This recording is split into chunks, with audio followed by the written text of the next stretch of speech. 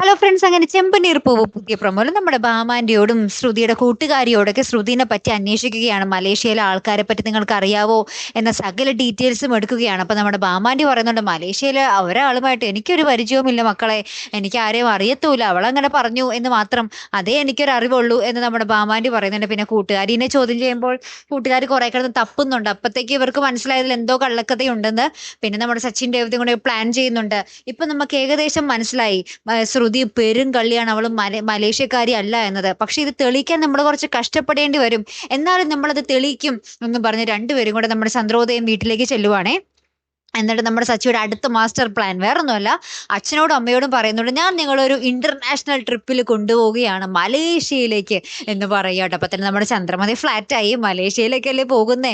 അപ്പൊ ഇത് കേട്ടപാട് നമ്മുടെ ശ്രുതിയും ചേട്ടലോട് ഇടിവെട്ടേറ്റ പോലെ നിൽക്കുന്നുണ്ടേ.